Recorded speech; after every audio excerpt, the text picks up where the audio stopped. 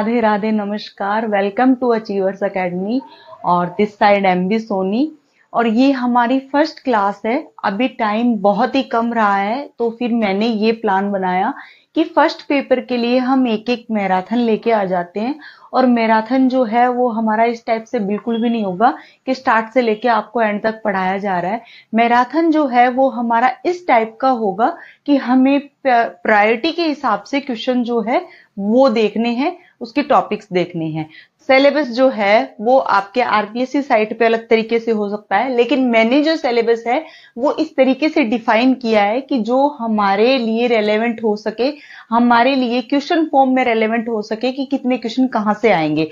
तो आप सबसे पहले पीवाईक्यू देख लीजिएगा। पीवाईक्यू की पीडीएफ मैं अभी डाल देती हूँ और उसे आप अभी देख लीजिएगा। फिर आप डिसाइड कीजिएगा कि मैंने ये सिलेबस जो है वो सही फॉर्म में लगाया है या नहीं। देखिए, इलेक्शन ऑफ इंडिया जो है इससे क्वेश्चन जरूर बनता है, तो हमें सबसे पहले इलेक्शन ऑफ इंडिया पढ़ना है। ये मैराथन कितने टाइम की हो सकती है मुझे ये नहीं पता, बिल्कुल भी नो आइडिया। मैं कोशिश ये करूंगी कि आज हमारा पॉलिटी फर्स्ट पेपर के लिए कंप्लीट हो जाए। ये देखिए, चुनाव आयोग पे क्वेश्चन आया हुआ, पॉज करके देखिएगा। प्रधानमंत्री पे आजकल इस तरीके के क्वेश्चन आ रहे हैं। ये सर्वोच्च न्यायालय पे आया हुआ है, उनके निर्णय के बारे में। ये महाभियोग पे आया हुआ है। ये लोकतांत्रिक विशेषता पे आया हुआ है। और ये कथन पे आया हुआ है संविधान के बारे में। और ये मनोनीत सदस्यों के लिए आया हुआ है, राज्यसभा के लिए, मताधिकार के लिए आया हुआ है। और ये गोपनीयता पे आया हुआ है। और ये फिर से उच्चतम न्यायालय। और ये कैबिनेट गोपनीयता पे फिर से। और ये राष्ट्रपति के बारे में आजकल इस टाइप के क्वेश्चन आते हैं। उपराष्ट्रपति के बारे में देखिए। और ये भी सामूहिक। हाँ जी, तो मैं ये मान के चल रही हूँ कि आपने पीवाईक्यू देख लिए हैं। और अब हम शुरुआत कर रहे हैं निर्वाचन आयोग से। निर्वाचन आयोग, चुनाव आयोग एक ही बात है। इलेक्शन कमीशन ऑफ इंडिया, ठीक है। तो शुरुआत करते हैं। राजनीतिक दल भी हम इसी के अंतर्गत पढ़ते जाएंगे। 26 जनवरी 1950 से एक दिन पहले, 25 जनवरी 1950 को हमने निर्वाचन आयोग शुरू किया। ये अस्तित्व में आता है। देखिए, ध्यान से सुनिएगा। 26 नवंबर 1949 को कुल 16 अनुच्छेद लागू हुए थे। शासन व्यवस्था को चलाने के लिए हमने 16 अनुच्छेद लागू किए थे। उन्हीं 16 अनुच्छेद में से एक था 324। और 324 के तहत ही हमने निर्वाचन आयोग गठित किया था। संविधान के अनुच्छेद 324 के तहत ही हमने निर्वाचन आयोग का गठन किया था। तो एक क्वेश्चन आने की पूरी संभावना है, कभी ना कभी ये क्वेश्चन आ जाएगा कि 26 नवंबर 1949 को कुल कितने अनुच्छेद लागू हुए थे। पहला ये बन सकता है, और दूसरा ये बन सकता है कि इनमें से कौन सा नहीं है। तो हमें ये याद रखना है। लक्ष्मीकांत में ये 15 दे रखे हैं, लेकिन मैं बता देती हूँ ये 15 वैसे है क्योंकि 394 के तहत 15 लागू किए गए थे। तो टोटल वैसे देखे तो 16 थे, क्योंकि 394 अगर लागू होता है तभी तो वो 15 और लागू होते हैं ना। इसको याद करना बहुत ही आसान है। एक ही डिजिट है जो डबल डिजिट है, और बाकी सिंगल है वो जो 5 है, जैसे 5, 6, 7, 8, 9। और ये जो है वो भी 324 तो हम पढ़ ही रहे हैं। और 366 और 67 जो है वो एक साथ में है सीरीज में। और 80 और 88 वो भी आप याद रख सकते हैं। और ये बहुत इजी है, 391, 92, 93 और 94। ठीक है। अब आते हैं, सुकुमार सेन जो है वो प्रथम निर्वाचन अधिकारी रहे हुए हैं। और हम 25 जनवरी को मतदाता दिवस मनाते हैं। कब से? 2011 से। और 1950 हेल्पलाइन नंबर है हमारा, टोल फ्री हेल्पलाइन नंबर है इलेक्शन कमीशन ऑफ इंडिया का। अब सेकंड बात हमारे पास क्या आती है? सेकंड बात ये आती है कि 324 नंबर अनुच्छेद के तहत हमने निर्वाचन आयोग को गठित किया है। इसमें लिखा गया है कि एक मुख्य निर्वाचन आयुक्त होगा, और अगर आवश्यकता हो तो राष्ट्रपति अन्य की नियुक्ति कर सकेंगे, अगर आवश्यकता हो तो। उसी के दौरान 1975 में वीएम तारकुंडे समिति ने यह कहा था कि भाई अन्य निर्वाचन आयुक्त की नियुक्ति की जाए, लेकिन इनकी बात को इतना गौर नहीं किया गया। हमने गौर कब किया? गौर किया हमने 16 अक्टूबर 1989 को। 16 अक्टूबर 1989 को हमने ये 2 निर्वाचन आयुक्त और बना दिए। हम इसे याद कैसे करेंगे? तो इसको हम एक बात और से जोड़ लेते हैं। कैसे? हमने 21 की उम्र को 18 की उम्र की मतदाता के रूप में, कौन से संविधान संशोधन से? आप ये पढ़ते आ रहे हो, 61वां, है ना? तो 16 को हमने उल्टा कर दिया तो क्या बन गया? 61वां। लेकिन दोनों के जो सन है वो सेम है, ईयर जो है वो सेम है, 1989। 1989 को 2 अन्य निर्वाचन आयुक्त बनते हैं और 1989 को ही हमने 21 वर्ष से 18 वर्ष की आयु मतदान करने की कर दी है। और 61वां संविधान संशोधन, और ये 16 अक्टूबर। ऐसा क्वेश्चन बन चुका है, आपने पीवाईक्यू में देख लिया होगा। अब आते हैं सेकंड बात। देखिए, जब भी कोई प्रावधान निकलता है और हम उसको नकारने की बात पढ़ते हैं तो ऑब्वियसली पक्का सुप्रीम कोर्ट ही नकारते हैं। सुप्रीम कोर्ट ने 1 साल बाद में ही 90 में नो कह दिया। नो, ये नहीं हो सकता।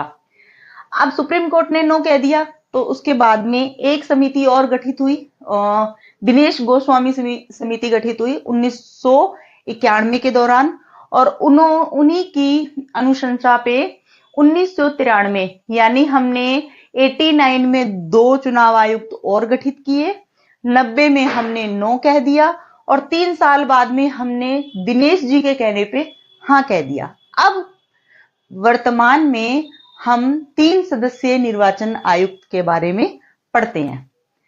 मुख्य निर्वाचन आयुक्त वर्तमान में कौन है? वर्तमान में है ज्ञानेश कुमार जी, ये 26वें हैं।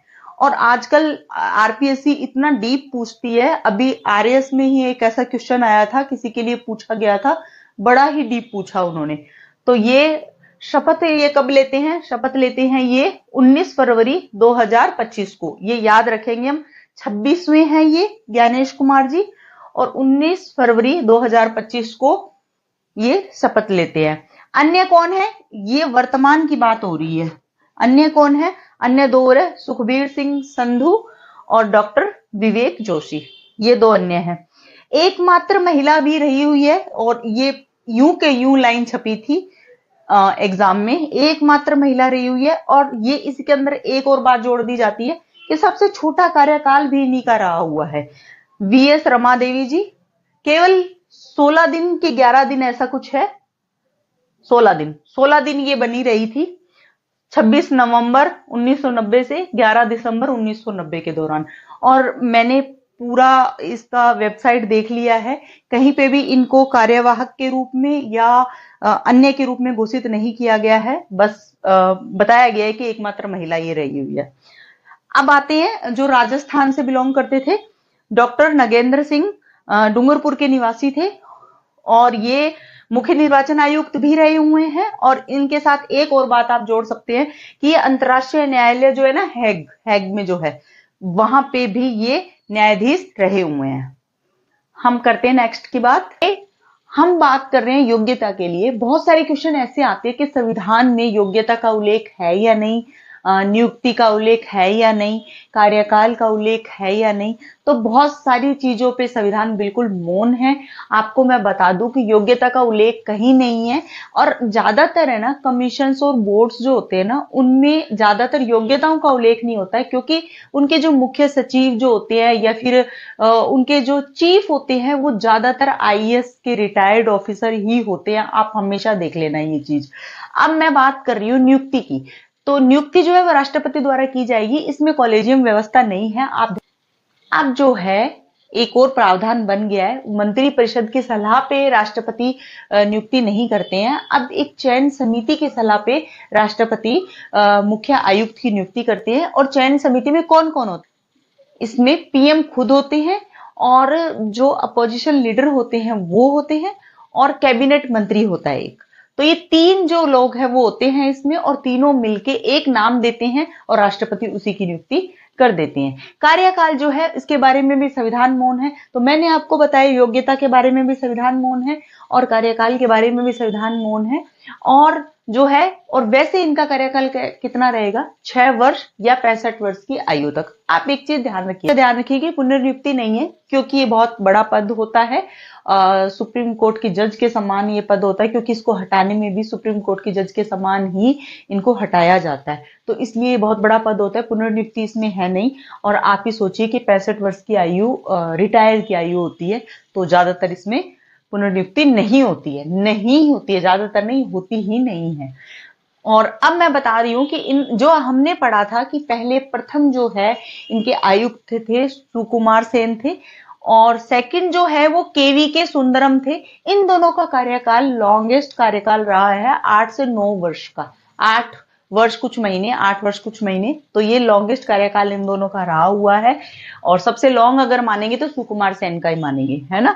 और आप एक चीज का ध्यान रखिए, अगर नियुक्ति राष्ट्रपति कर रहा है ना, तो बहुत ज्यादा चांसेस ये है कि उनको शपथ भी राष्ट्रपति दिलाएंगे, इस्तीफा जिसने नियुक्त किया उसी को इस्तीफा देंगे, और ज्यादातर ये केसेस में ये भी है हटाने का काम भी जिसने आपको नियुक्त किया वो ही करेंगे, ज्यादातर केसेस में।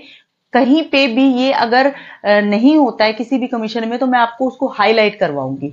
अब आप ये देखिए, इस्तीफा राष्ट्रपति को संबोधित करके देंगे, शपथ जो है वो भी राष्ट्रपति दिलाएंगे। हटाने का काम जो है ना वो 2 प्रकार से, आप इसको ध्यान रखिएगा बिल्कुल, क्योंकि ये क्वेश्चन जो है वो फंस सकता है। किस टाइप से? ऐसे, क्योंकि जब आप मुख्य आयुक्त को हटाएंगे तो वो सुप्रीम कोर्ट के जज के भांति हटाया जाएगा। अगर आप अन्य आयुक्त को हटाएंगे तो मुख्य आयुक्त जो है वो सिफारिश करेंगे राष्ट्रपति को, तब अन्य आयुक्तों को हटाया जाएगा। और एक बार कोशिश भी की गई है, ऐसे आजकल क्वेश्चन है ना बहुत इस टाइप के बनने लगे हैं। देखिए, प्रधानमंत्री के बारे में आजकल है ना बैक में पूछते हैं किसको ज्यादा वोट मिले थे, और इस टाइप के क्वेश्चन पूछते हैं, बहुमत किसे सबसे ज्यादा मिला था, तो पर्टिकुलर एक नेम दे दिए जाते हैं 4-5, उनमें से आपको छांटना होता है। तो इस टाइप के क्वेश्चन पूछ रहे हैं, तो इस टाइप से ये भी एक क्वेश्चन है कि एक बार कोशिश की गई थी नवीन चावला जी को हटाने के लिए, वो अन्य आयुक्त थे वो, और उनको हटाने के लिए कोशिश की गई थी। हटाने की कोशिश किसने की थी? मुख्य आयुक्त जो थे उस समय, तत्कालीन मुख्य आयुक्त थे एन गोपालाचारी, उन्होंने सिफारिश की थी।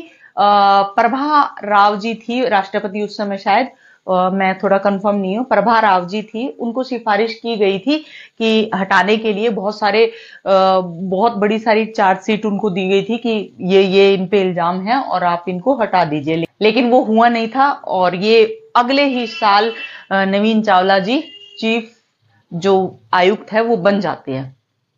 कार्य क्या होता है, ये बहुत इंपॉर्टेंट बात है। इसमें एक क्वेश्चन हमेशा आपको ध्यान रखना है, पंचायतों का चुनाव ये नहीं करवाते हैं। इलेक्शन कमीशन ऑफ इंडिया पंचायतों का चुनाव नहीं करवाता है। तो किसका करवाता है? राष्ट्रपति का करवाता है, उपराष्ट्रपति का करवाता है। 2 तो ये पद हो गए, है ना। अब है लोकसभा के मेंबर, राज्यसभा के मेंबर, विधानसभा के मेंबर और विधान परिषद के मेंबर, ठीक है। अब इसमें आपको एक चीज बिल्कुल क्लियर ध्यान रख लेनी है, अगर राष्ट्रपति और उपराष्ट्रपति से संबंधित कोई भी चुनाव में गड़बड़ या विवाद उत्पन्न होता है तो उसकी सुनवाई डायरेक्ट सुप्रीम कोर्ट करेगा, ठीक है। आप बस इतनी सी बात इसमें ध्यान रखेंगे, ये मैंने नीचे लिख भी दिया नोट लगा के, राष्ट्रपति व उपराष्ट्रपति की विवाद उत्पन्न होने पे एससी जो है यानी सुप्रीम कोर्ट जो है वो उसकी सुनवाई करेगा। इसके अलावा ये क्या काम करते हैं? देखो, ये अधिसूचना जारी करते हैं, और ये चुनाव का परिणाम घोषित करते हैं, और ये पुनर्निर्वाचन, अगर कोई चुनाव में धांधली या गड़बड़ी हो जाती है तो पुनर्निर्वाचन की स्थिति में ये पुनर्निर्वाचन भी करवाते हैं। और शिकायतों की प्रारंभिक सुनवाई जो है, मान लो कोई शिकायत ऐसी आती है, कुछ दिनों पहले ममता बनर्जी ने भी इस टाइप का कुछ किया था, तो उन्होंने शिकायत जब की थी इलेक्शन कमीशन ऑफ इंडिया को, तो उन्होंने जब ध्यान नहीं दिया तो वो फिर कोर्ट पहुंच गई थी, इस टाइप का है। तो मैंने ये लिखा है कि प्रारंभिक सुनवाई जो है वो शिकायत जो है, प्रारंभिक जो शिकायत है वो इलेक्शन कमीशन ऑफ इंडिया को पहुंचेगी, अगर वो नहीं सुनते हैं तो वो कोर्ट में पहुंचेगा। लेकिन राष्ट्रपति और उपराष्ट्रपति के मामले में सीधे ही सुनवाई सुप्रीम कोर्ट पहुंच जाएगी। तो ये मैंने बिल्कुल हाईलाइट करके आपको बताया है। नेक्स्ट चलते आते इलेक्शन कमीशन ऑफ इंडिया की नेक्स्ट स्लाइड। और हम कार्यों पे बात कर रहे थे, लेकिन मैं चाह रही हूं कि हम ये आर्टिकल्स जो है इन पे हम पहले चर्चा करें। और ये आर्टिकल्स इतने इंपॉर्टेंट है कि लास्ट ईयर इन पे एक क्वेश्चन आया था, आर्टिकल दे दिया गया और उस आर्टिकल के अकॉर्डिंग क्या उसकी अनुशंसा है वो दे दी गई। तो उसी के बारे में हम पहले चर्चा करेंगे। 324 हम पढ़ते आए हैं और 324 के बाद में आता है 325। 325 ये कहता है कि धर्म, मूल वंश, जाति और भाषा के आधार पे मतदान हेतु अयोग्य घोषित नहीं किया जा सकता। तो फिर अयोग्य घोषित कब किया जा सकता है? जब वो अपराधी होता है। लेकिन इसमें भी दो टर्म है। अपराधी होता है तो ये दो टर्म है, आपको ध्यान रखना है। अपराधी होता है वो वोट नहीं डाल सकता, ये बात सत्य है, लेकिन वह अपराधी है और उसे election commission of India ticket दे सकता है, वो चुनाव लड़ सकता है। ऐसा ही केस रिसेंटली जो हमारे लोकसभा चुनाव होते हैं उसमें आता है हमारे सामने, और एक अपराधी जो है वो जेल में बंद है, लेकिन वो इलेक्शन कमीशन ऑफ इंडिया की टिकट पे चुनाव लड़ लेता है और चुनाव जीत भी जाता है। ऐसा हमारे सामने एक उदाहरण भी है। अब हम नेक्स्ट बात कर रहे हैं 326 पे, मतदान को संवैधानिक अधिकार मिला गया है। लेकिन हम बात ये बोलेंगे कि मतदान का जो संवैधानिक अधिकार है वो 21 वर्ष है। किसमें? संविधान में। मूल संविधान में 21 वर्ष के पश्चात कोई भी व्यक्ति मतदान कर सकता है, यह एक संवैधानिक अधिकार है। लेकिन 61वां संविधान संशोधन होता है 1989 में और उसमें 21 वर्ष से आयु बदल के 18 वर्ष कर दी जाती है। तो अगर ये क्वेश्चन आता है कि मूल संविधान में कितने वर्ष की आयु वाला व्यक्ति वोट डाल सकता है, तो हम बोलेंगे 21 वर्ष। अगर ये बोले कि संविधान संशोधन के पश्चात तो 18 वर्ष। इन बारीकियों को जब हम क्वेश्चन पढ़ेंगे तो इन बारीकियों को बिल्कुल ध्यान में रखेंगे। अब आता है 327 और 328 को बिल्कुल साथ पढ़ेंगे। कैसे? ये बात कर रहा है कि विधानमंडल के जो विधानमंडल के निर्वाचन हेतु अगर विधि बनाने का अधिकार दिया जाता है तो वो सबसे पहले संसद को होता है, तो वो आ जाएगा 327 में। अगर संसद उस संबंध में विधि नहीं बनाती है तो विधानसभा इस बारे में विधि बना सकती है। लेकिन केंद्र राज्य संबंध के दौरान, केंद्र राज्य संबंध एक टॉपिक है, उसके दौरान हम ये पढ़ते हैं कि अगर मान लीजिए संसद का कानून और विधानसभा के कानून में कोई कॉन्फ्लिक्ट हो जाता है तो संसद का कानून ही मान्य होता है। आप ये चीज आगे जाके पढ़ेंगे। तो मैं बात कर रही थी 327 संसद की शक्ति है विधानमंडल के निर्वाचन हेतु कानून बनाने के लिए, और 328 विधानसभा की शक्ति है विधानमंडल के निर्वाचन हेतु विधि निर्माण के लिए।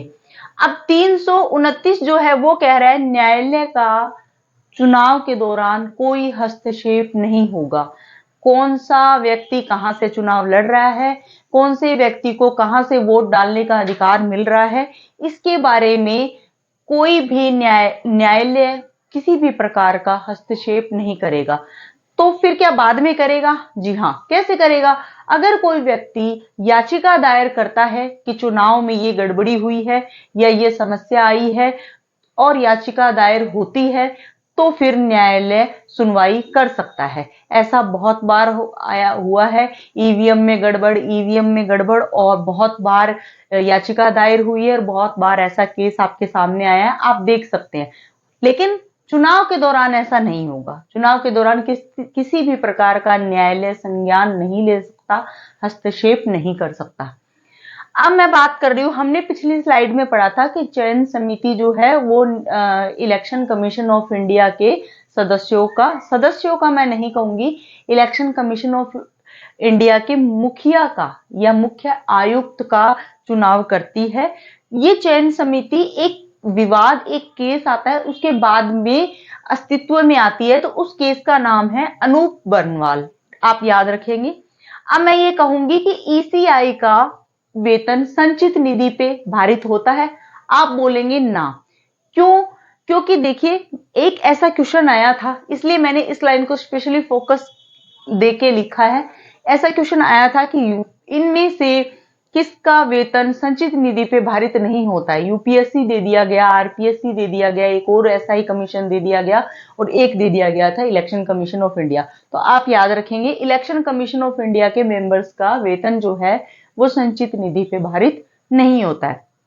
और दल बदल के विवाद में क्या ईसीआई की भूमिका है? प्रत्यक्षतः कोई भूमिका दल बदल के विवाद में नहीं होती है। अगर एक ऐसे सेंटेंस आता है कि इलेक्शन कमीशन ऑफ इंडिया की भूमिका दल बदल विवाद में होती है, तो आप उसको ना ही कहेंगे, आप उसको हाँ नहीं कहेंगे।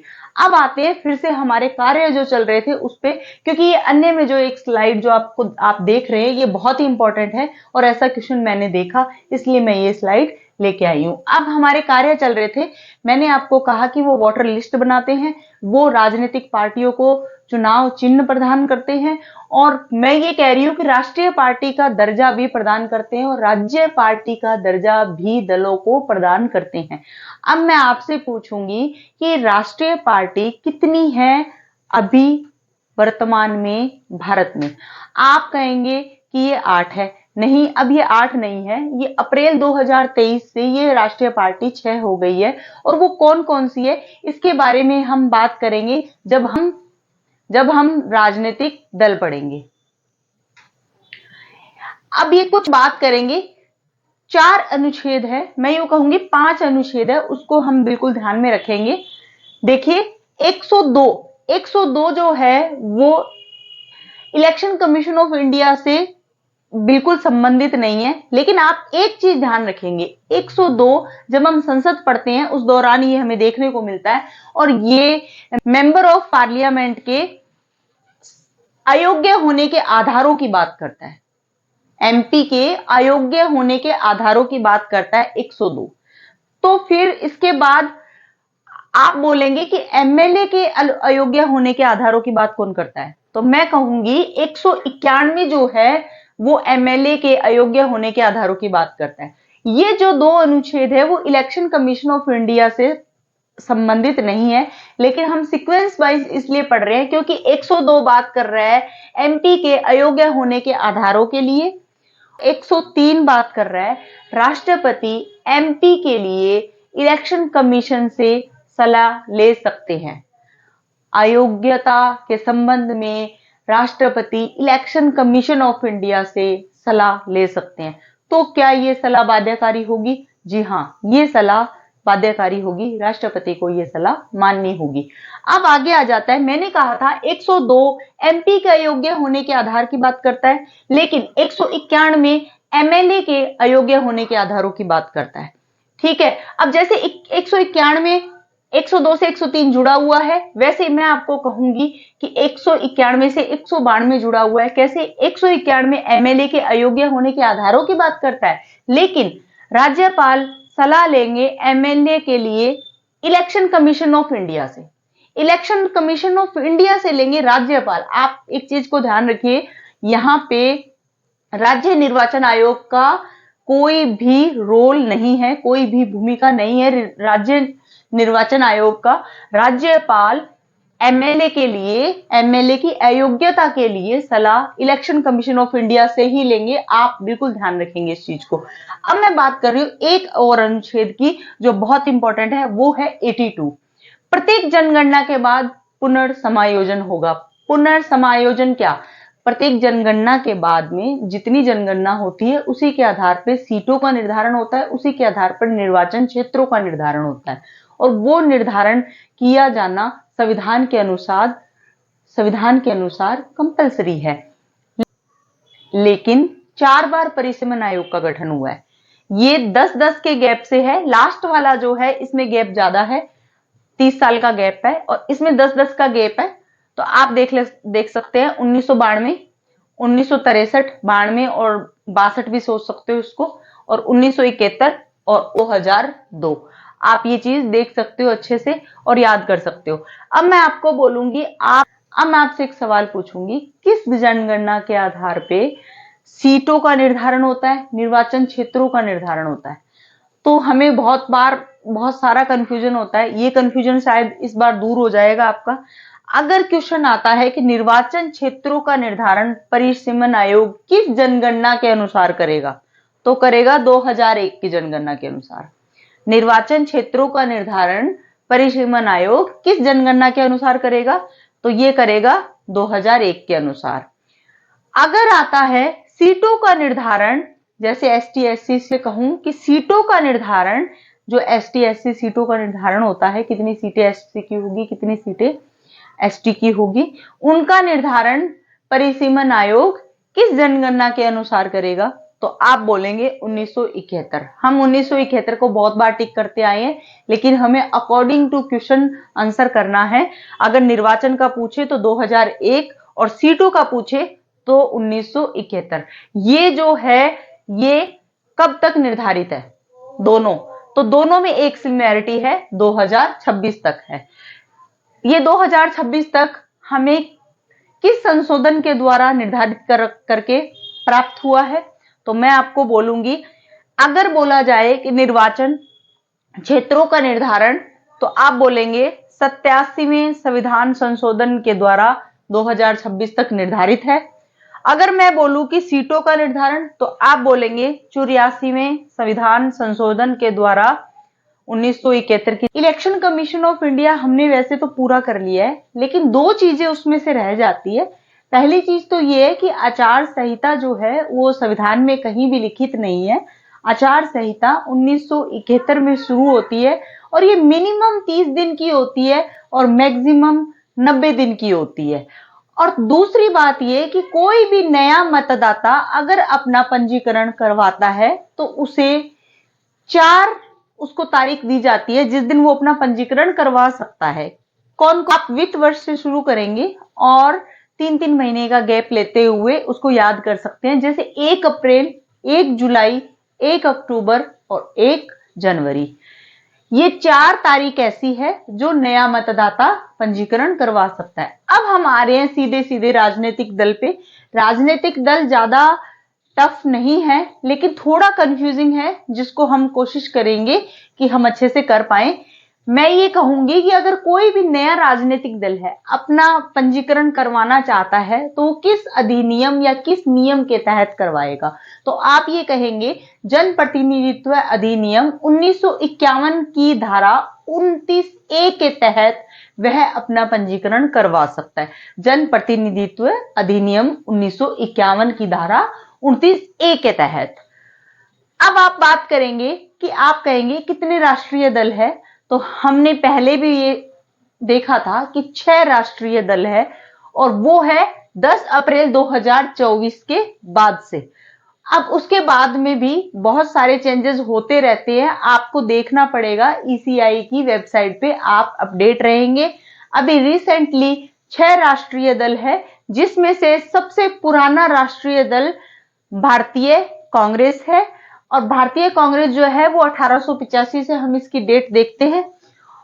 अब उसके बाद में अगर मैं आपसे कहूं कि सेकंड सबसे पुराना राष्ट्रीय दल कौन सा है, तो आप बीजेपी नहीं कहेंगे, आप कहेंगे सीपीआई, मार्क्सवादी, कम्युनिस्ट पार्टी ऑफ इंडिया, मार्क्सवादी, जो कि 1964 में है और सीताराम जी इनके अध्यक्ष है और आईएनसी के अध्यक्ष है मल्लिकार्जुन जी और बीजेपी के अध्यक्ष है जगत प्रकाश नड्डा। आप एक चीज ध्यान रखेंगे, ये तीनों मैंने सीक्वेंस वाइज इसलिए लिखा है क्योंकि इसमें 8-8 की सीरीज आ रही है। कई बार क्या होगा कि राजनीतिक दल या राष्ट्रीय दल आपको दे दिए जाएंगे और उसके बाद में उनकी डेट भी दे सकते हैं, उनके वर्तमान अध्यक्ष भी दे सकते हैं, तो हमें ये चीज बिल्कुल अपडेट रखनी है। ये कभी नहीं बदलेगा, ये बदल सकते हैं, आपको इन चीजों पे भी ध्यान रखना है न्यूज़पेपर के थ्रू या जो भी आप करंट अफेयर्स फॉलो करते हैं उसके थ्रू। बीजेपी जो है और वो कांग्रेस जो है उसमें सिर्फ उसमें 100 वर्ष का फर्क है। मैं यूं कहूंगी केवल आप 5 को छोड़ दे तो ये 1885 है और ये 1980 है। अब उसके बाद में अब 4 वर्ष का फर्क यहां आ जाता है। बहुजन समाजवादी पार्टी मायावती जी जिनके अध्यक्ष है और ये 1984 है। आप पार्टी अरविंद केजरीवाल, ये बहुत नई पार्टी है, 2012 में ये बनी है। और उससे भी नई पार्टी जो है राष्ट्रीय पार्टी है वो है नेशनल पीपुल्स पार्टी, जो कि 2013 में बनी है और कॉनराड संगमा इसके अध्यक्ष है। कॉनराड संगमा अभी रिसेंटली मेघालय के मुख्यमंत्री भी है और ये पीकी पीके संगमा के पुत्र हैं, जो कि लोकसभा अध्यक्ष भी रहे हुए हैं। एक चीज आप और ऐड कीजिएगा इसके साथ कि नेशनल पीपल्स पार्टी जो है वो उत्तरी पूर्वी क्षेत्र की पहली राष्ट्रीय पार्टी है, पहली राष्ट्रीय पार्टी है। अब ये जो पार्टीज का दर्जा जो है वो कैसे मिलता है, राष्ट्रीय पार्टी कोई बन गई है तो वो कैसे बनेगी। पहली बात तो दर्जा जो मिलता है वो संविधान के अनुसार नहीं मिलता है या संविधान में लिखित नहीं है। ये ईसीआई का एक नियम है, केंद्रीय चुनाव आयोग 1968 का नियम, इसके तहत दर्जा दिया जाता है। दर्जा देने का आधार क्या होगा? अगर आप राष्ट्रीय पार्टी बनना चाहते हैं तो आपको 3 चीजें फॉलो करनी पड़ेगी। ये 3 चीजें थोड़ी कंफ्यूजिंग हो सकती है, लेकिन हमें इसे रीजनिंग की तरह याद करेंगे। कैसे? लोकसभा चुनाव या विधानसभा चुनाव, लोकसभा चुनाव या विधानसभा चुनाव, ये 2 लाइन पहले आप लिखेंगे। फिर आप लिखेंगे 4 4 6%, फिर लिखेंगे 3 2%। आगे कुछ नहीं, 6 के नीचे कुछ नहीं आएगा, 4 के नीचे 3 आएगा, 4 के नीचे 2% आएगा, ब्रैकेट में 11 आएगा। ठीक है, ये 2 चीज आपने लिख ली है। आप इसको बिल्कुल लिख लेंगे, लिखेंगे, और जब एग्जाम टाइम में आप सबसे पहले इसी को लिख लेंगे तो अच्छी तरह से आप जब पेपर करने लगते हैं तब हमें बहुत ज्यादा एंजाइटी हो जाती है और हम भूल जाते हैं। तो जब फ्री टाइम होता है तो इसी को हमें लिख लेना है, 4 4 6%, 3 2% और ब्रैकेट में 11। 4 क्या है? 4 आप लिखेंगे राज्य, नीचे भी लिख लेंगे राज्य, यहां लिख लेंगे सीट, यहां लिख लेंगे सीट, राज्य राज्य, सीट सीट, और केवल 6 के बाद लिखेंगे मत। ठीक है, मिनिमम 4 राज्यों में 4 सीट और 6% मत। दूसरी कंडीशन है मिनिमम 3 राज्यों में 2% सीट, ब्रैकेट में 11 क्या है? कुल लोकसभा सीटों की 11 सीटें, और लोकसभा सीटों की 11 सीटें 2% बनती है। तो या तो आप 2% याद कर लेंगे या आप 11 सीट याद कर लेंगे, बात एक ही है। अब आ जाता है, ये दोनों ये कंडीशन हमें पसंद नहीं है, तो ये जो 3rd नंबर पे है वो सबसे इजी है। क्या? कि 4 राज्यों में राज्य दल का दर्जा प्राप्त कर लीजिए। जो ये छोटे छोटे राज्य जो है ना, इसमें राज्य दल का दर्जा प्राप्त करके बहुत सारी पार्टीज ऐसी है, बहुत सारे एग्जाम्पल्स ऐसे हैं जिन्होंने राष्ट्रीय दल का दर्जा प्राप्त किया है। बहुत सारे एग्जाम्पल हमारे पास है ऐसे। अब मैं बात कर रही हूं राज्य दल के लिए। राज्य दल जो है दो चीज है वो विधानसभा के लिए, एक है लोकसभा के लिए। जैसे अगर आप लोकसभा में 3% सीट या 3 सीट प्राप्त कर लेंगे, या 3 सीट या 3% सीट क्या होगा? ये होगा राजस्थान में 200 सीटें हैं, जो भी अधिक हो, इसमें ये लिखा हुआ भी है जो भी अधिक हो। ये कैसे है अभी समझते हैं इसको। मान लीजिए राजस्थान में 200 सीटें है ही, और हमें अगर विधानसभा चुनाव में 3% सीट मिलती है तो वो कितनी सीट हो गई? 6 सीट। अगर वो 3 सीट मिलती है तो वो कम हो गई, और अगर वो 3% सीट मिलती है तो 200 सीटों का 3% होगा 6 सीट। तो जो भी अधिक हो वो प्राप्त करना होगा, तो राज्य दल का दर्जा मिल जाएगा। अब मान लीजिए ये हमें नहीं करना, तो लोकसभा में क्या होगा? लोकसभा चुनाव में केवल 1 सीट, लेकिन आपको 6% मत प्राप्त करना होगा। 1 सीट के साथ आपको एक चीज ध्यान में रखनी है, प्रत्येक 25 सीटों में से एक सीट आपको ध्यान में रखनी है, लेके आनी होगी। लोकसभा चुनाव में प्रत्येक 25 सीटों में से 1 सीट हमें प्राप्त करनी होगी, और प्लस 6% मत। नेक्स्ट आ जाओ, फिर से विधानसभा चुनाव में 4 सीट या 3%, सॉरी 4 सीट या 6% मत। आप मत की बात जहां आएगी ना, आप एक चीज ध्यान रखेंगे, आपने ये सिमिलैरिटी देखी 6%, 6%, 6%, मत की बात जो आएगी 3 जगह 6%, 6%, 6% है, लेकिन एक जगह आपको कंफ्यूज हो जाएगा। क्या?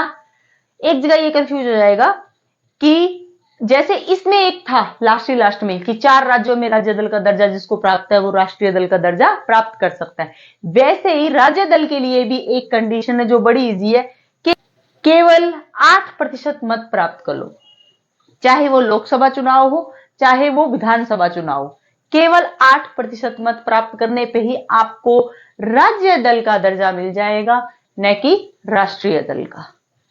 ये कंडीशन आप फुलफिल कर सकते हैं। तो ये हमारा राजनीतिक दल जो है वो कंप्लीट होता है। और नेक्स्ट बात करेंगे हम प्रधानमंत्री के। तो अब हम बात कर रहे हैं नेक्स्ट टॉपिक की। अब हम पढ़ रहे हैं प्रधानमंत्री। प्रधानमंत्री और मंत्रिपरिषद को हम साथ पढ़ेंगे। और आपने प्रधानमंत्री से संबंधित PYQ देख लिए होंगे। पहले जो क्वेश्चन आया करते थे बड़े सिंपल आया करते थे कि जैसे प्रधानमंत्री की नियुक्ति कौन करेगा, राष्ट्रपति करेगा, उपराष्ट्रपति करेगा या मुख्यमंत्री करेगा। ये इस टाइप के क्वेश्चन आया करते थे। अब जो क्वेश्चन आते हैं वो व्यक्तिगत क्वेश्चन ज्यादा आ रहे हैं। जैसे किसी व्यक्ति विशेष के लिए पूछ लिया जाता है कि इनमें से प्रधानमंत्री बनते समय राज्यसभा से सदस्य नहीं रहे। इस टाइप के क्वेश्चन ज्यादा आते हैं। तो हमें, और संविधान में कोई 2-3 अनुच्छेद ऐसे हैं जो प्रधानमंत्री को लेके हैं।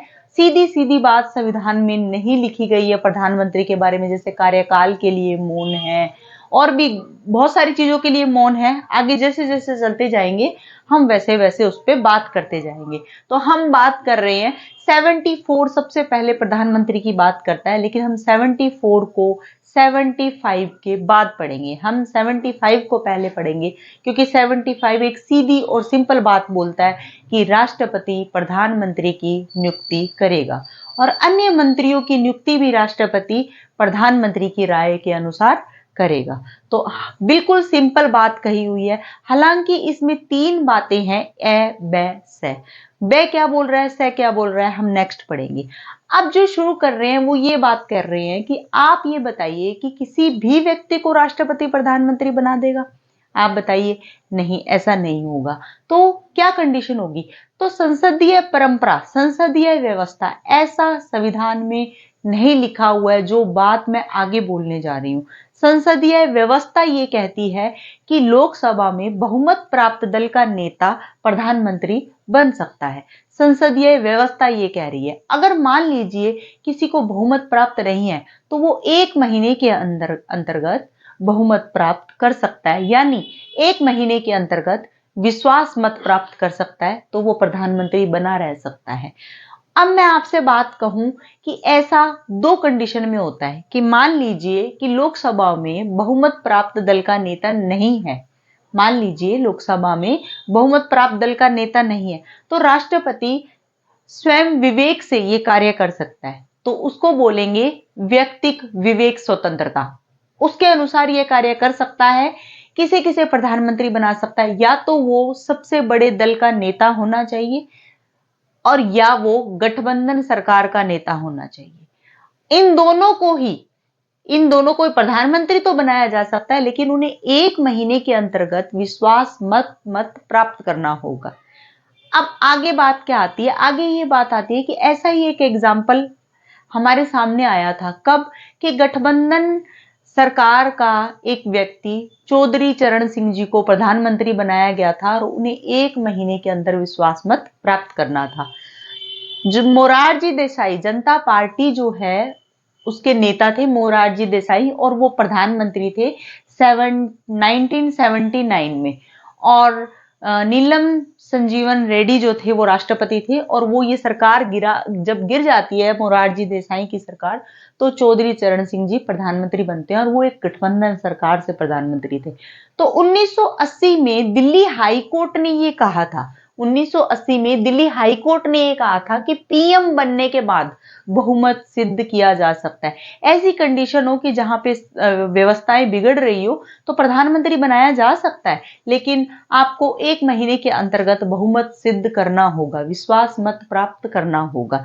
ऐसे ही बहुत सारे एग्जाम्पल हमारे पास भरे हुए हैं कि जिसमें इस तरीके की कंडीशन हुई थी। तो ऐसे बहुत सारे एग्जाम्पल हमारे सामने हैं। चौधरी चरण सिंह जी है, वीपी सिंह है, चंद्रशेखर जी है और पीवी नरसिम्हा राव जी है, अटल बिहारी वाजपेयी जो सबसे छोटे कार्यकाल वाले प्रधानमंत्री रहे हैं, सिर्फ 13 दिन, और एचडी देवगौड़ा, आई के गुजराल और अटल बिहारी वाजपेयी, ये सब ऐसे प्रधानमंत्री थे जो बहुत थोड़े थोड़े समय के लिए प्रधानमंत्री रहे। इनमें से अटल बिहारी वाजपेयी जो इनका दूसरा कार्यकाल होता है ये लॉन्ग टर्म के लिए बनते हैं, और वीपी नरसिम्हा राव जो है उनके लिए आप जानते होंगे उदारीकरण का जब दौर आता है तो इनकी बहुत बड़ी भूमिका उसमें रहती है और बहुत ही टिपिकल कंडीशन इंडिया के लिए हो जाती है। उस समय इन्होंने बहुत अच्छी भूमिका निभाई थी एक प्रधानमंत्री होने के तौर पे। और आप इन चीजों को याद कैसे करेंगे? याद ऐसे करेंगे कि ये जो प्रधानमंत्री है इनको आप बहुत ही कम सुनते हैं अटल बिहारी वाजपेयी को छोड़ के या पीवी नरसिम्हा राव को छोड़ के, क्योंकि ये बहुत छोटे छोटे कार्यकाल के लिए प्रधानमंत्री बने थे और इनके साथ भी सेम कंडीशन थी कि इनको कोई गठबंधन सरकार से था, कोई सदन का नेता था, कुछ ऐसे थे जो गठबंधन सरकार से थे और बहुमत सिद्ध नहीं कर पाए, जो थोड़े समय बाद ही उनका कार्यकाल समाप्त हो जाता है। इस टाइप से ये प्रधानमंत्री रहे हुए हैं। इनको याद करने का एक बहुत ही आसान तरीका यही है कि आप सीक्वेंस वाइज इसको याद कीजिए। चरण सिंह जी को और वीपी और पीवी इनको एक सीक्वेंस साथ में याद कीजिए। चरण सिंह और चंद्रशेखर इनको ऐसे याद कीजिए। पहले चरण सिंह जी है जिनके बारे में मैंने आपको बताया ही था कि मोरारजी देसाई की सरकार गिर जाती है और चौधरी चरण सिंह जी पीएम बन जाते हैं, तो आप इसको ये याद कर लीजिए चरण सिंह जी और चंद्रशेखर जी। और ये वीपी सिंह और पीवी नरसिम्हा राव। अटल बिहारी वाजपेयी को आप अच्छे से जानते ही हैं और उनका वो भाषण आज भी फेमस है कि जहां पे वो सामने सोनिया गांधी बैठी हुई है और ये अपना बहुमत जो है वो सिद्ध नहीं कर पाते और इनकी सरकार गिर जाती है, वो आज भी यूट्यूब पे पड़ा है, आप देख सकते हैं उनका भाषण। तो अटल बिहारी वाजपेयी जी थोड़े से टाइम 13-14 दिनों के लिए प्रधानमंत्री रह पाते हैं। फिर एचडी देवगौड़ा को बनाया जाता है, फिर आई के गुजराल को बनाया जाता है। इन दोनों को भी ऐसे थोड़े थोड़े टाइम के लिए बनाया जाता है कांग्रेस सरकार द्वारा। फिर अटल बिहारी वाजपेयी फिर से आते हैं और अब की बार ये जीत के बहुमत द्वारा आते हैं। तो ये इसके बारे में हमने देखा। एक चीज है जो आपको बिल्कुल ध्यान रखनी है, जैसे कि बहुत सारी चीजें हम ये सुनते हैं संविधान में लिखा हुआ नहीं है, कार्यकाल लिखा हुआ नहीं है, योग्यताएं लिखी हुई नहीं है। एक चीज है जो संविधान में प्रधानमंत्री के बारे में मेंशन है, आपको वो चीज बिल्कुल ध्यान रखनी है। जैसे कि क्या संविधान में ये लिखा हुआ है, किसी भी सदन का नेता पीएम बन सकता है, किसी भी सदन का नेता। तो मैं ये कहूं 2 सदन है, लोकसभा और राज्यसभा, तो राज्यसभा का कोई भी व्यक्ति पीएम बन सकता है। ऐसे अपने पास 4 एग्जाम्पल है। इंदिरा गांधी सबसे पहले बनी थी 1966 में, फिर एचडी देवगौड़ा बनते हैं वो 1996 में, और इंद्र कुमार गुजराल जो है इंद्र कुमार गुजराल जो है वो भी बनते हैं, ये 1997 में बनते हैं और 1 वर्ष के लिए ये प्रधानमंत्री रहते हैं। और मनमोहन सिंह जी 2004 में बनते हैं जब ये प्रधानमंत्री रहते हैं, और इनका 2009 का कार्यकाल जो दूसरा कार्यकाल कहलाता है। अब मैं बात कर रही थी आपसे कि 75 में ए, ब और स है। हमने ए पढ़ा है कि राष्ट्रपति प्रधानमंत्री की नियुक्ति करेगा और अन्य मंत्रियों की नियुक्ति भी राष्ट्रपति प्रधानमंत्री की राय के अनुसार करेगा। ये हमने बात पढ़ी। ये एक मैंने नोट लगा के इसलिए लिखा है कि आप संविधान में क्या लिखित है उस चीज का ध्यान भी आपको रहना चाहिए, आपके लिए एक बहुत बड़ा पॉइंट हो सकता है। अब ब में एक सीधी बात लिखी हुई है, ये क्वेश्चन भी शायद आया हुआ है कि मंत्री जो है वह राष्ट्रपति के प्रसाद पर्यंत पद पर बने रहेंगे। मंत्री जो है सभी मंत्री राष्ट्रपति के प्रसाद पर्यंत बने रहेंगे। और स जो है वो है मंत्री परिषद सामूहिक रूप से लोकसभा के प्रति उत्तरदायी होते हैं। अब इसमें अगर संसद आ जाए तो आपको संसद बिल्कुल नहीं करना है, आपको लोकसभा करना है, क्योंकि मंत्री परिषद सामूहिक रूप से लोकसभा के प्रति उत्तरदायी होती है, संसद के प्रति उत्तरदायी नहीं होती है। ऐसा क्वेश्चन आता है तो हमें फंसना नहीं है। अब आता है 74 क्या कह रहा है? 74 ये बात कह रहा है, हमने 75 को पहले पढ़ा और 74 को हम बाद में पढ़ रहे हैं। क्यों? ये कह रहा है कि राष्ट्रपति को सहायता व सलाह देने के लिए एक मंत्री परिषद होगी और उस मंत्री परिषद का प्रमुख कौन होगा? प्रधानमंत्री। राष्ट्रपति को सलाह व, देखिए शब्दों का जो खेल है वो आरपीएससी आजकल खेलने लग गई है, सहायता भी है और सलाह भी है। तो सहायता और सलाह देने के लिए एक मंत्री परिषद होगी और मंत्री परिषद का प्रमुख कौन होगा? प्रधानमंत्री खुद होंगे। अब एक जो है इसी के साथ अपन जोड़ के चलेंगे, एक चीज जो 42वां संविधान संशोधन होता है उसमें राष्ट्रपति को मंत्रिपरिषद की सलाह मानने के लिए बाध्यकारी कर दिया जाता है। अगर में जब 44वां संविधान संशोधन होता है तो ये कंडीशन लगा दी जाती है कि एक बार पुनर्विचार के लिए प्रस्ताव को भेजा जा सकता है, अन्यथा वह बाध्यकारी रहेगा। अब आगे नेक्स्ट स्लाइड पे एक क्वेश्चन आ रहा है जिसे आप देखेंगे और सॉल्व करेंगे। हमने प्रधानमंत्री के बारे में बहुत सारी बातें पढ़ी और आगे भी पढ़ेंगे।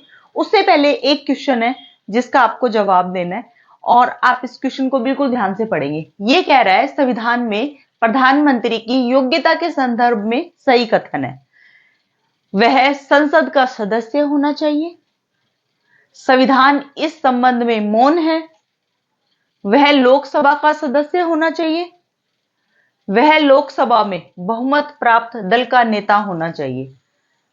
और मुझे ये लगता है कि आपका आंसर जो है वो 100% ये बोलेगा ड, वह लोकसभा में बहुमत प्राप्त दल का नेता होना चाहिए।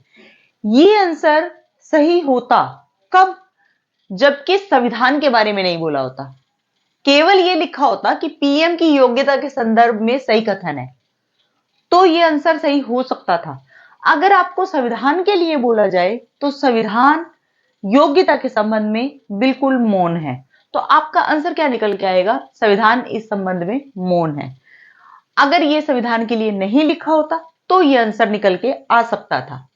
अब मैं आपको बोलूं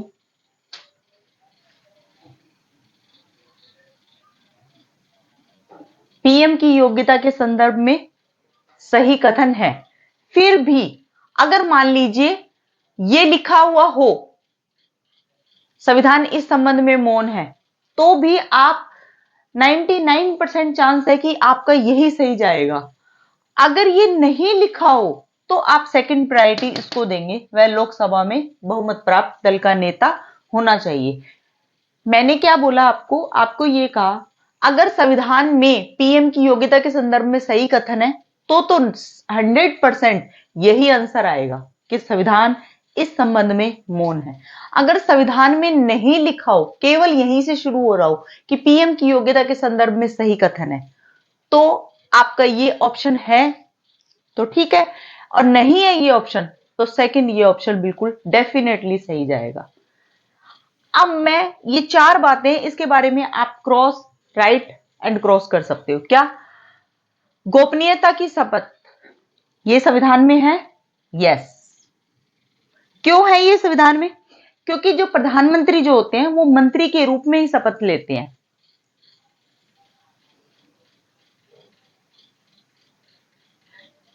यस, गोपनीयता की शपथ ली जाती है। संविधान में कर्तव्य उल्लेखित है? हां। अगर आपसे ये क्वेश्चन पूछा जाए कि प्रधानमंत्री के लिए संविधान में कर्तव्य उल्लेखित है? हां। कौन से अनुच्छेद में? 78 नंबर अनुच्छेद क्या कहता है? ये कहता है प्रधानमंत्री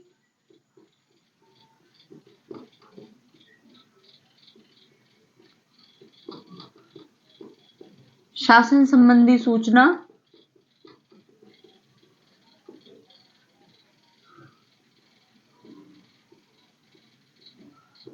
राष्ट्रपति को,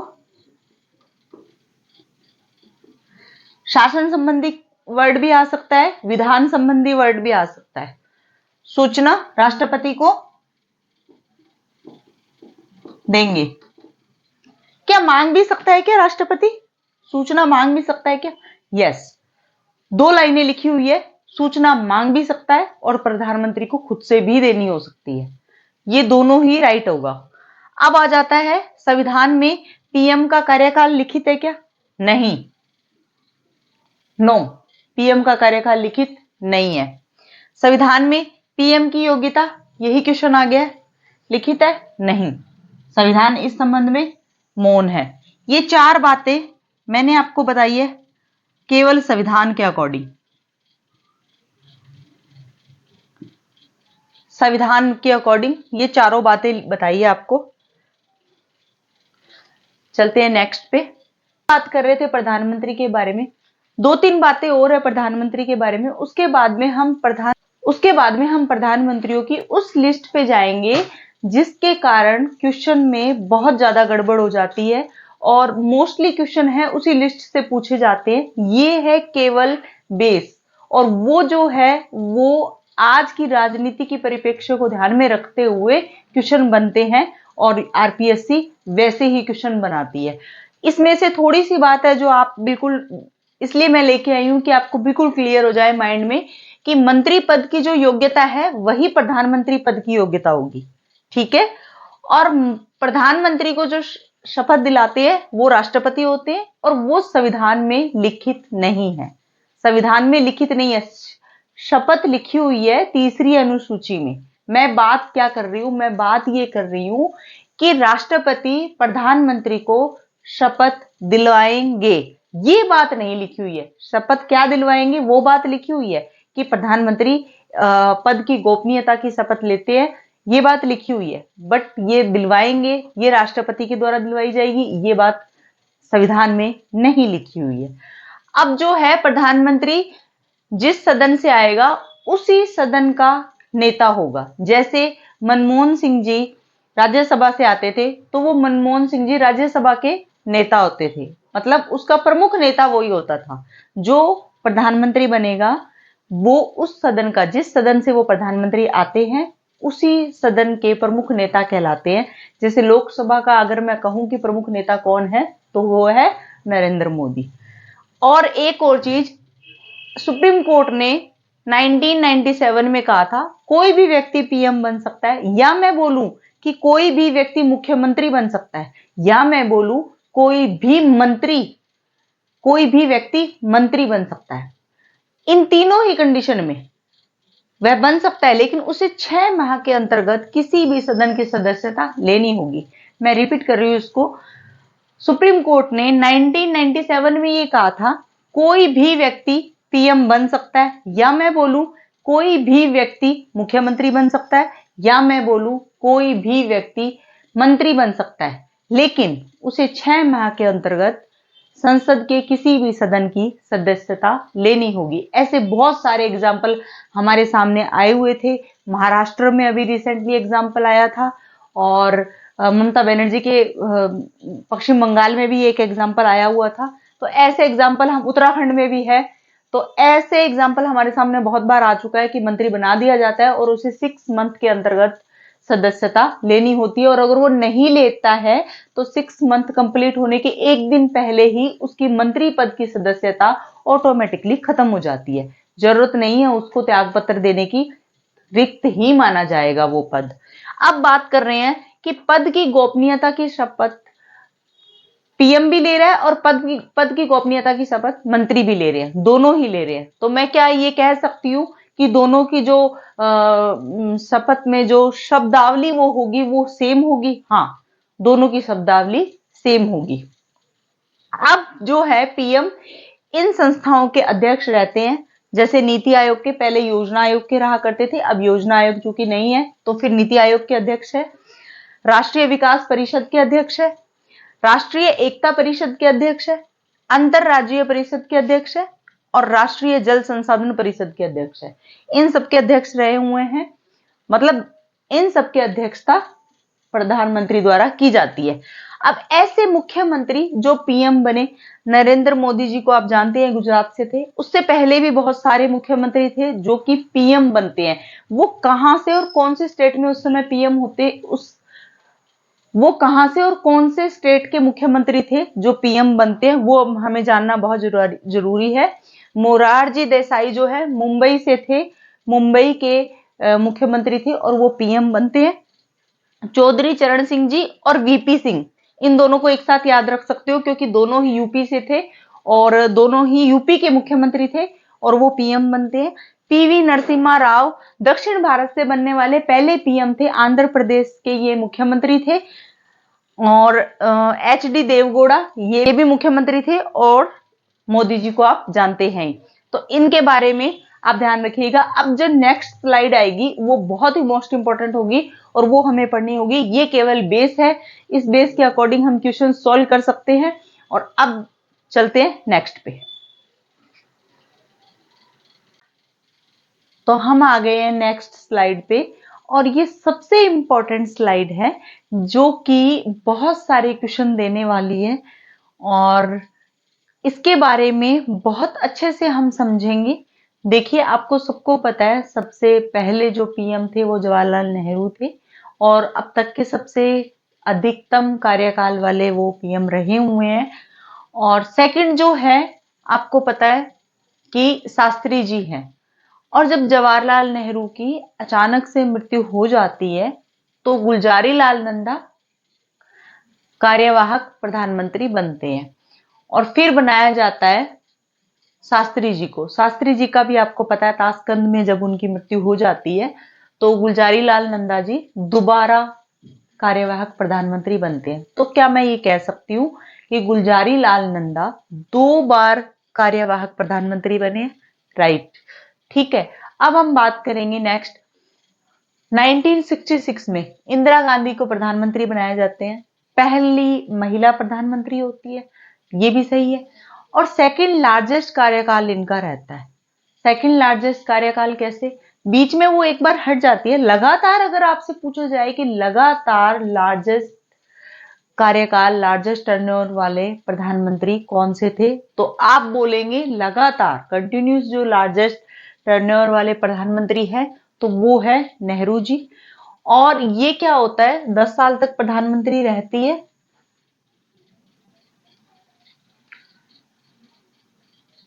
फिर 2 बार गठबंधन सरकार की फिर 2 बार गठबंधन सरकार के प्रधानमंत्री आते हैं और उसके बाद में फिर से प्रधानमंत्री रहती है। तो ये 3 बार पीएम रहती है। तो ये सेकंड लार्जेस्ट कार्यकाल इनका होता है। अब बात कर रहे हैं, ये राज्यसभा से थी और पहली प्रधानमंत्री ऐसी थी जो राज्यसभा से थी इंडियन पॉलिटी में। फिर जब इंदिरा गांधी प्रधानमंत्री होती है और आपको पता, जब 77 में इंदिरा गांधी इमरजेंसी लगा देती है तो वो बुरी तरीके से हार जाती है और हारने के बाद में मोरारजी देसाई जो है जनता दल, तो आप ये कह सकते हैं कि गैर कांग्रेसी पहली सरकार जो बनती है वो कौन सी बनती है? मोरारजी देसाई के कार्यकाल में जनता दल से ये सरकार बनती है। और मोरारजी देसाई जो है वो आपको पता ही है, सरकार इनकी गिर जाती है और जब इनकी सरकार गिर जाती है तो हमेशा से इनके लिए पढ़ते आए हैं कि ये कभी भी संसद नहीं जाते हैं और उससे पहले ही ये प्रधानमंत्री पद से हट जाते हैं। फिर आते हैं वापस से, फिर आती है वापस से इंदिरा गांधी जो कि 80 से 84 में आती है और 84 में आपको पता है इनकी मृत्यु हो जाती है। तो मैं आपको कह सकती हूँ कि ये सेकंड पीएम ऐसे रही हुई है जो पद पे रहते हुए जिनकी मृत्यु हो जाती है। पहली कौन से थे? पहले थे लाल बहादुर शास्त्री और सेकंड जो है वो है इंदिरा गांधी। अब इंदिरा गांधी जब 84 में इनकी डेथ हो जाती है, इनको मार दिया जाता है, तो उसका बहुत ज्यादा सिंपैथी मिलती है राजीव गांधी जी को। वो प्रधानमंत्री तो बनते हैं लेकिन अब तक की सबसे ज्यादा सीट इन्हें मिलती है। अब तक इतनी सीटें कहीं नहीं मिली। आप देखिए 404 सीटें हैं, 404 या 414 ऐसा कुछ है, मैं देखूंगी इसको। तो ये 404 सीटें, मैं एक बार 404 ही मान के चल रही हूँ उसको। जैसे अभी रिसेंटली प्रधानमंत्री मोदी ने 400 पार का नारा दिया था, तो आप सोचिए वो 404 उस समय पा चुके थे राजीव गांधी जी। इससे आप इसको याद रख सकते हैं। आप ये ध्यान रखेंगे कि ये 1984 से 1989 तक प्रधानमंत्री रहते हैं और इनकी मृत्यु हुई थी लेकिन आप प्रधानमंत्री पद पे रहने के दौरान इनकी मृत्यु नहीं होती है, तो इसलिए इनको उस चीज में काउंट नहीं किया जाएगा कि जिनकी मृत्यु पद पे रहते हुए हुई है। इनकी मृत्यु 91 में होती है, आपको पता ही है। फिर उसके बाद में इनकी मृत्यु होने के बाद में 2 सरकारें आती है, जनता दल की और एक समाजवादी जनता पार्टी की। इसमें भी जो पीएम रहते हैं वो थोड़े थोड़े समय के लिए रहते हैं, 1-1 साल के लिए। वीएन सिंह जी रहते हैं। ये वही वीएन सिंह जी है जिनकी राजीव गांधी से बहुत ज्यादा वित्त मंत्री थे ये राजीव गांधी के समय। और राजीव गांधी पे बोफोर्स घोटाला जो है उसका इल्जाम लग जाता है और उसके बाद में ये इस्तीफा दे देते हैं। तो ये प्रधानमंत्री बनते हैं उसके बाद में 88 से 90 तक। फिर 90 से 91 तक चंद्रशेखर बनते हैं। और उसके बाद में आते हैं, आप ये मान के चलिए कि ये वो ही दौर है 1991, वो ही दौर है उदारीकरण वाला दौर, जब कहा जाए कि 15 दिन का ऑयल हमारे पास शेष बचा था। तो ये वाला हाल हमारा हो जाता है। उस समय प्रधानमंत्री बन के आते हैं पीवी नरसिम्हा राव, और ये भी कांग्रेस से होते हैं।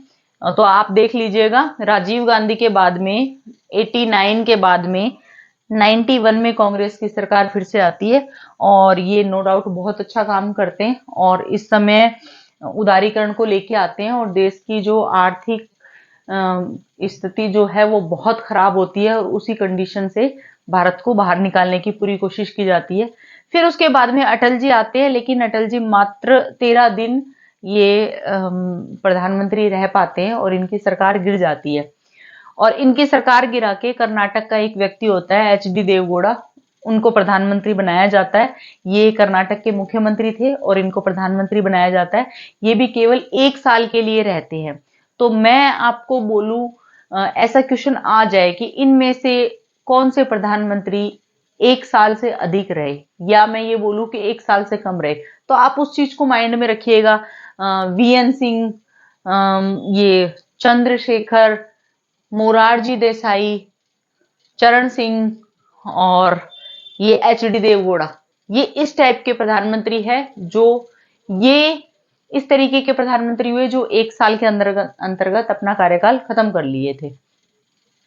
अब आते हैं फिर से अटल जी। अटल जी आते हैं, वो 1 साल के लिए प्रधानमंत्री बनते हैं, लेकिन उनकी सरकार फिर से गिर जाती है और यूट्यूब पे जो बड़ा ही फेमस उनका भाषण है, सरकारें आएगी सरकारें जाएगी पर ये देश नहीं मिटना चाहिए, देश रहना चाहिए, ये जो भाषण दिया था वो इसी समय दिया था। 1 साल इनकी सरकार रहती है और इनकी सरकार मात्र 1 वोट से गिर जाती है और गिरने के बाद ये फिर से चुनाव लड़ते हैं और ये 5 साल के लिए प्रधानमंत्री बनते हैं। तो आप कह सकते हैं कि ऐसे प्रधानमंत्री जो कांग्रेस से नहीं थे लेकिन अपना कार्यकाल पूर्ण किए थे, तो उसके लिए क्या नाम आएगा? अटल जी।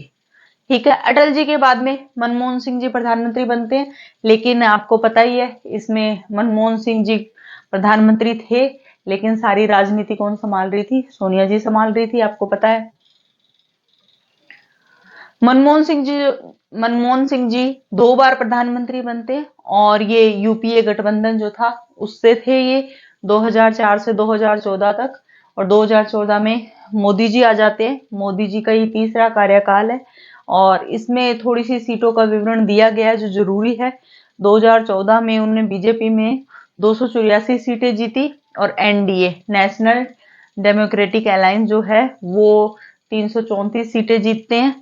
और ये अगर आपको याद रहे नहीं रहे, ये और ये बहुत जरूरी है याद रखना, क्यों बीजेपी ने 2019 में 303 सीटें जीती है लेकिन एनडीए ने 354 सीटें जीती है। तो फिर अगर आपके पास ऐसा आ जाए कि मोदी जी का जो सेकंड कार्यकाल था उसमें बीजेपी ने एनडीए से ज्यादा जीती है, नहीं, एनडीए से कम जीती है, देख लीजिए आप, 303 है और इन्होंने 354 है।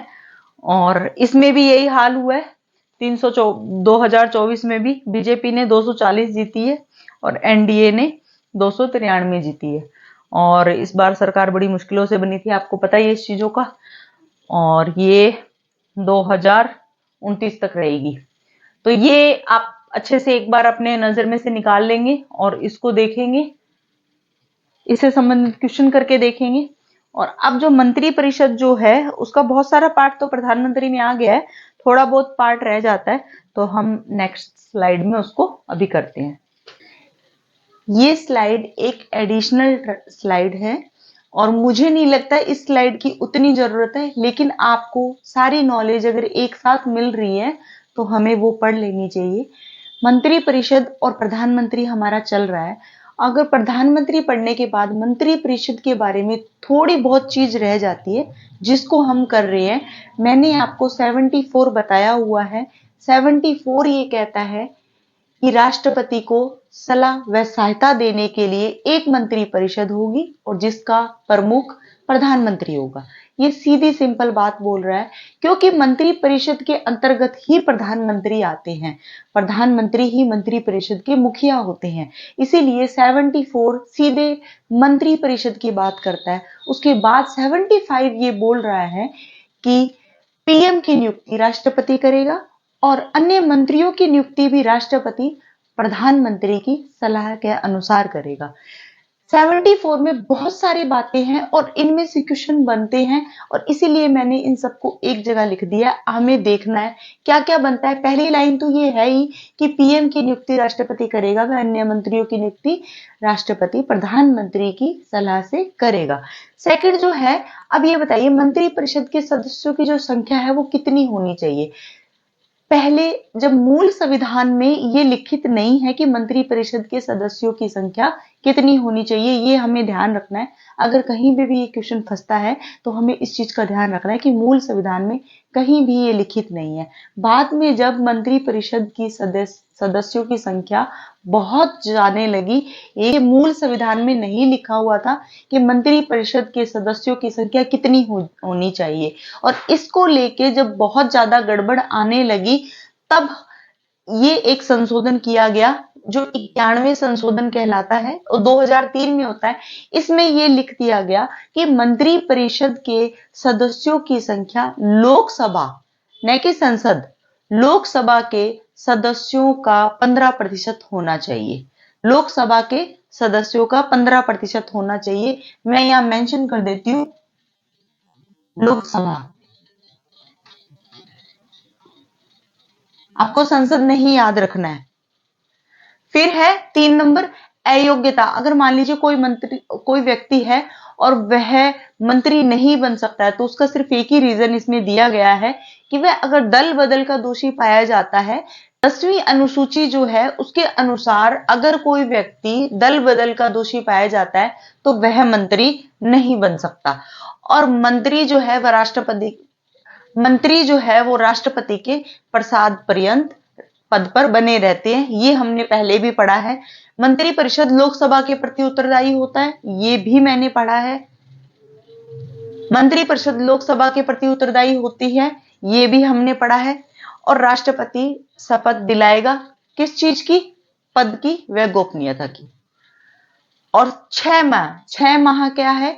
6 माह वो चीज है जब कोई भी व्यक्ति मंत्री बन सकता है, कोई भी व्यक्ति मुख्यमंत्री बन सकता है, कोई भी व्यक्ति प्रधानमंत्री बन सकता है, लेकिन उसे 6 माह के भीतर संसद की सदस्यता लेनी होगी। यहां पे संसद की सदस्यता आएगी, न कि लोकसभा की सदस्यता, क्योंकि आपको पता है कि ये भी संविधान में लिखा हुआ है कि दोनों सदनों में से किसी भी सदन का नेता पीएम बन सकता है। तो आप ये ध्यान रखेंगे, यहां पे संसद आती है।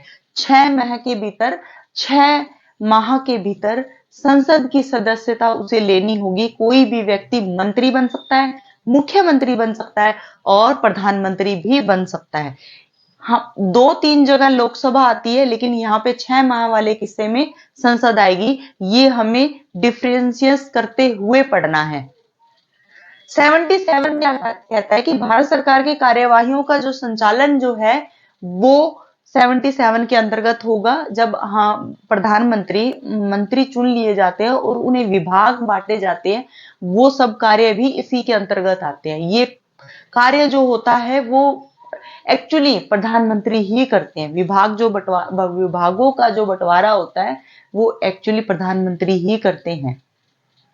और 78 पीएम का कर्तव्य बताता है। पीएम का कर्तव्य हमें पता है अच्छे से कि राष्ट्रपति को सूचना प्रदान की जाती है। विधिक सूचना होती है, शासन संबंधी सूचना होती है, वो राष्ट्रपति को प्रदान की जाती है। इसमें दोनों ही बातें हैं, राष्ट्रपति को स्वयं प्रदान कर सकते हैं सूचना और राष्ट्रपति मांग भी सकता है सूचना। तो आप इस चीज का ध्यान रखेंगे। 88 क्या कह रहे हैं? मंत्रियों के अधिकार। मंत्रियों के अधिकार क्या है? 88 मंत्रियों का अधिकार बोल रहा है। क्या अधिकार है मंत्रियों का? जो हम संसद में, जो टीवी में, यूट्यूब पे देख रहे हैं, मंत्री खूब बोल रहे हैं, शायरी सुना रहे हैं, वो सब अधिकार जो है वो 88 दे रहे हैं। मंत्रियों को बोलने का, भाग लेने का, संसदीय समितियों में भाग लेने का अधिकार, ये सब 88 देता है। लेकिन एक चीज आप ध्यान रखेंगे, इसमें एक एक जो है वो थोड़ी गड़बड़ है।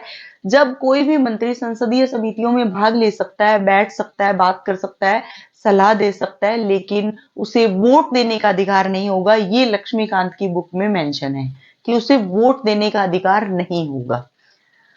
अब आगे चलते हैं। कुछ कर्तव्य जो है मंत्रियों को, उत्तरदायित्व जो है मंत्रियों को पूरा करना होता है।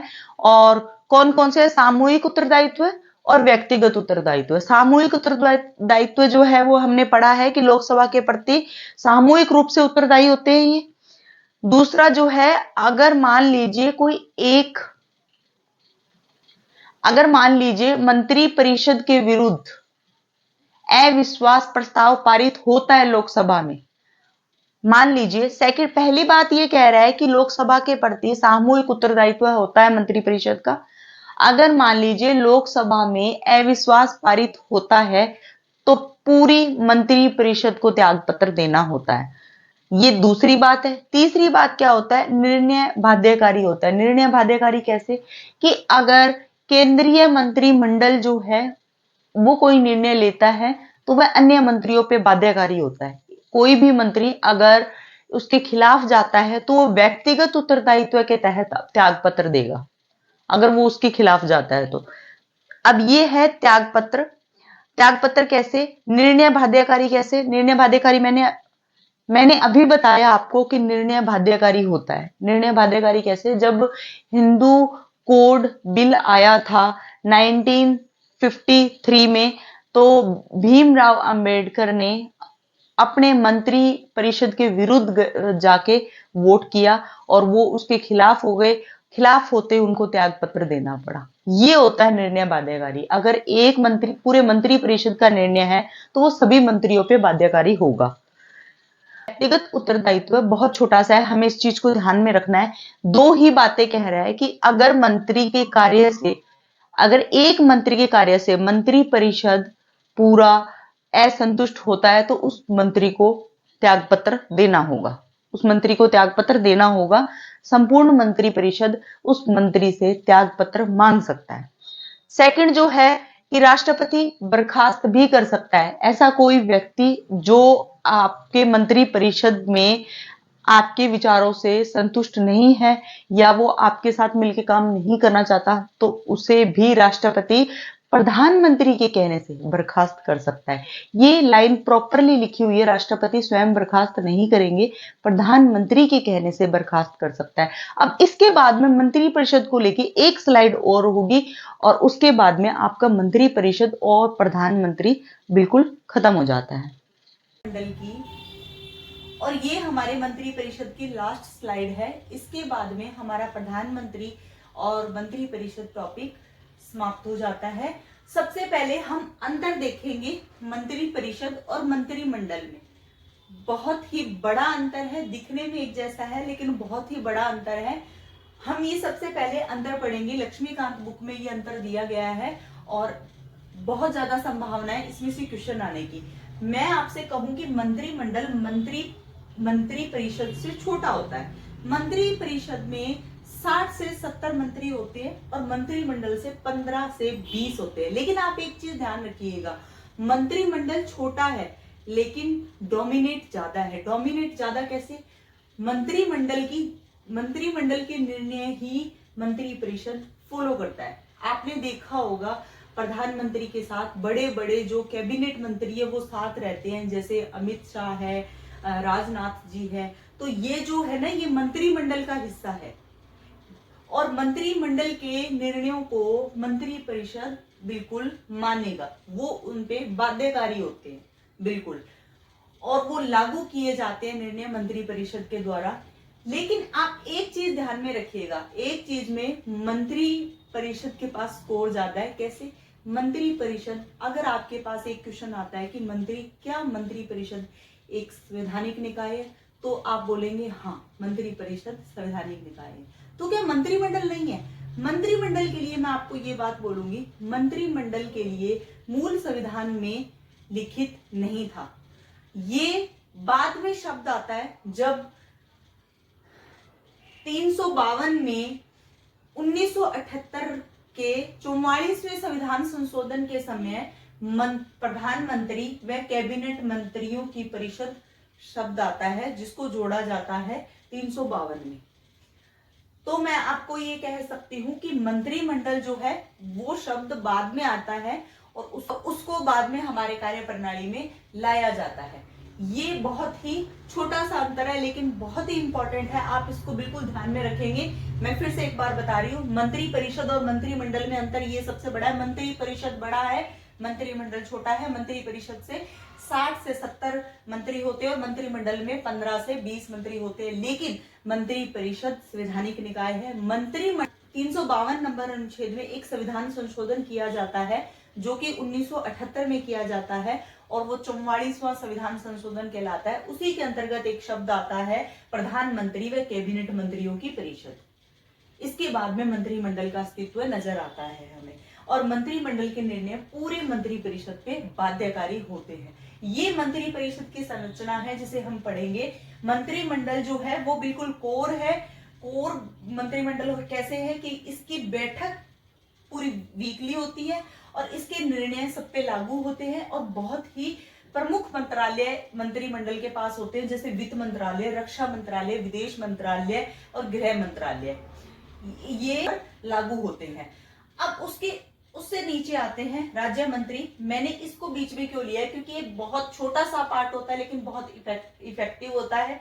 राज्य मंत्री बहुत सारे होते हैं, लेकिन मंत्रालयों के विभागों के प्रमुख होते हैं ये राज्य मंत्री, और ये स्वतंत्र प्रभार इनको दिया जाता है, और ये कैबिनेट के सदस्य नहीं होते। राज्य मंत्री कैबिनेट के सदस्य नहीं होते हैं। ऐसा इस तरीके के जो कथन दिए जाते हैं वहीं पे हम फंस जाते हैं। क्या राज्य मंत्री कैबिनेट के सदस्य हैं? नहीं। ये बैठकों में भाग लेते हैं? नहीं, ये बैठकों में भाग भी नहीं लेते हैं। और उसके बाद आते हैं उपमंत्री। उपमंत्री न तो कैबिनेट मंत्री होते हैं न ही राज्य मंत्री होते हैं। ये क्या मैं आपको ये बोल सकती हूँ कि उपमंत्री मंत्री परिषद का हिस्सा है? हाँ। और मैं अगर आपको बोलूं कि उपमंत्री मंत्रिमंडल का हिस्सा है, तो ना। क्या मैं आपको बोलूं राज्य मंत्री मंत्री परिषद का हिस्सा है? आप बोलेंगे हाँ। क्या मैं आपको बोलूं राज्य मंत्री मंत्रिमंडल का हिस्सा है? नहीं। और मंत्रिमंडल तो मंत्रिमंडल होता ही है। मैं आपको बोलूं मंत्रिमंडल मंत्री परिषद का हिस्सा है, तो आप बोलेंगे हाँ। मंत्रिमंडल मंत्री परिषद का हिस्सा है, आप बोलेंगे हाँ। तो इस चीज को बिल्कुल ध्यान में रखना है। उपमंत्री जो होते हैं वो कैबिनेट मंत्री और राज्य मंत्रियों के सहयोगी होते हैं, उनके प्रशासनिक कार्यों में सहयोग करते हैं। अब दो बातें आपको बिल्कुल ध्यान रखनी है। मैं ये बोलूं कि प्रधानमंत्री शब्द जो है वो, या मैं बोलूं कि प्रधानमंत्री के बारे में 4 अनुच्छेद, या मैं बोलूं कि प्रधानमंत्री के बारे में 4 अनुच्छेद में विवरण मिलता है। कौन कौन सा? 74, 75 और 78 और 352। अब 74 आप बताइए क्या था? सबसे पहले 74 मंत्री परिषद की बात करता है कि राष्ट्रपति को सलाह व सहायता देने के लिए एक मंत्री परिषद होगी। 75 क्या कहता है? 75 कहता है राष्ट्रपति प्रधानमंत्री की नियुक्ति करेगा और अन्य मंत्रियों की नियुक्ति भी राष्ट्रपति प्रधानमंत्री की सलाह से करेगा। 78 क्या कहता है? राष्ट्रपति प्रधानमंत्री से सूचना मांग सकता है शासन के संबंध में। और 352 क्या कह रहा है? 352 मैंने अभी आपको बताया कि ये प्रधानमंत्री व कैबिनेट मंत्रियों की परिषद यानी मंत्रिमंडल के बारे में बात करता है। तो क्या 4 अनुच्छेद जो है वो प्रधानमंत्री के बारे में हमें विवरण देता है। अब मंत्रिमंडल कहां से आता है? मैंने अभी इसको फिर से एक बार हाईलाइट करने के लिए अलग से लिख दिया। मंत्रिमंडल कहां से आता है? 44वें संविधान संशोधन से आता है, और ये 1978 में ये 44वां संविधान संशोधन होता है, और इससे जोड़ा किसमें जाता है? 352 में। अब मंत्री परिषद जो है बिल्कुल समाप्त हो गया है, और हमने प्रधानमंत्री और मंत्री परिषद को बहुत अच्छे से पढ़ा है और इनमें से क्वेश्चन आने की बहुत सारी संभावना है। ये पार्ट 1 है। मैराथन जो है वो 2 पार्ट में आएगा, ये पार्ट 1 है और पार्ट 2 जो है वो पूरी कोशिश रहेगी कि कल आ जाए, क्योंकि डिजिटल बोर्ड नहीं होने की वजह से बहुत मेहनत इसमें लग रही है। तो उम्मीद है आपको पसंद आएगा। Thank you so much.